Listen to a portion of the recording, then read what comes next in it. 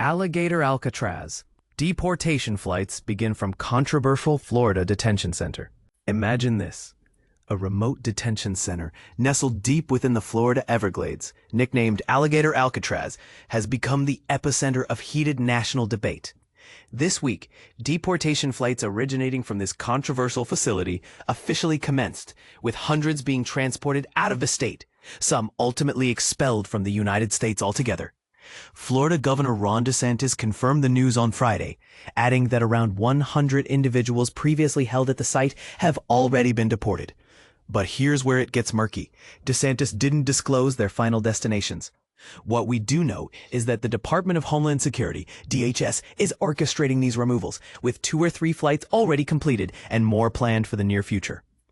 Some detainees were first flown to an immigration processing facility in Louisiana before continuing their journey to undisclosed locations, according to DeSantis. There's an aggressive deportation schedule, he remarked, emphasizing that what we're witnessing now is only the beginning of operations at this isolated site.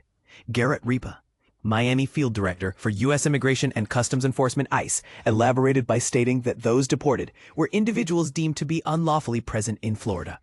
The officials made these statements while standing against the dramatic backdrop of the protected Everglades wetlands, a setting that underscores the contentious nature of the facility itself. Unsurprisingly, the hastily constructed detention camp has faced sharp criticism.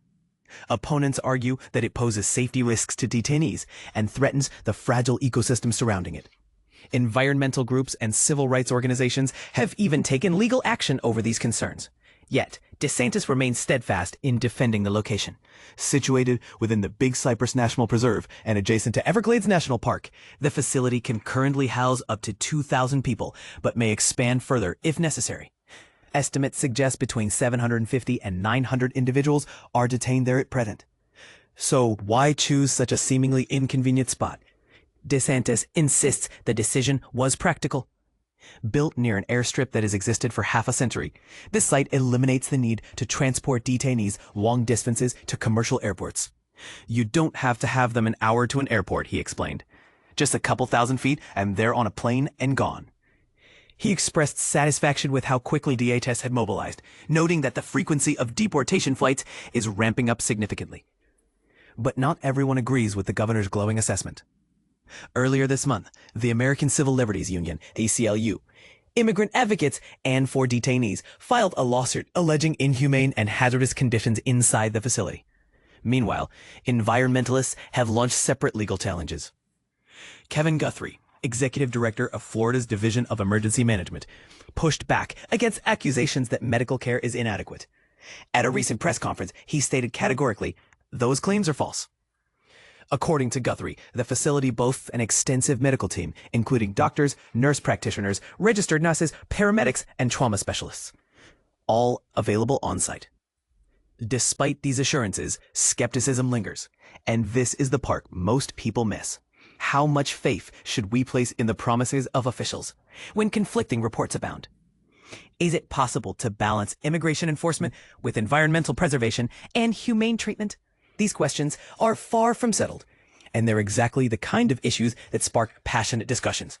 Do you think facilities like Alligator Alcatraz are justified, or do they represent a step too far? Share your thoughts below. Let's keep the conversation going. Deportation flights commence at Alligator Alcatraz, Florida's immigration crackdown. In a bold move to tackle immigration, Florida Governor Ron DeSantis has announced the commencement of deportation flights from the controversial Alligator Alcatraz immigration detention facility, nestled in the heart of the Everglades. DeSantis, known for his stringent stance on immigration, revealed that hundreds of detainees have already been processed for removal from the United States. During a press conference held at the facility, DeSantis emphasized the strategic importance of Alligator Alcatraz, highlighting its runway capabilities that facilitate the departure of deportation aircraft. Although the Florida state government oversees the facility and detainee management under an agreement with U.S. Immigration and Customs Enforcement, ICE, the actual deportation process remains under federal jurisdiction. Garrett Ripa, a top ICE official in Florida, confirmed that 2 or 3 deportation flights have already taken off from Alligator Alcatraz. DeSantis expressed intentions to increase the frequency of these flights, citing the substantial funding recently allocated by Congress to ICE for immigration enforcement efforts.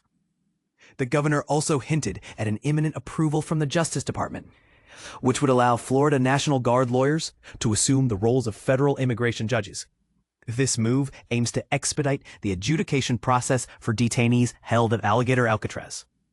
Larry Keefe, executive director of Florida's Board of Immigration Enforcement, warned that the state is set to witness a surge in immigration arrests.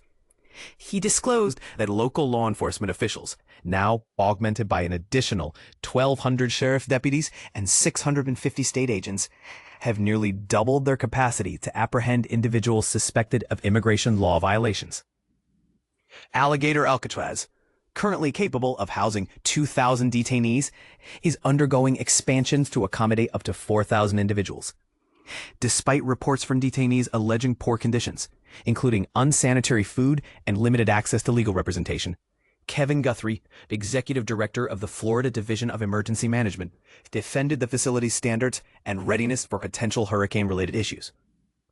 Addressing concerns about the facility's vulnerability during hurricane season, DeSantis acknowledged that no location in Florida is entirely stormproof, but assured that comprehensive contingency plans are in place. This latest development in Florida's immigration enforcement strategy underscores DeSantis's commitment to aggressive measures in collaboration with the federal government.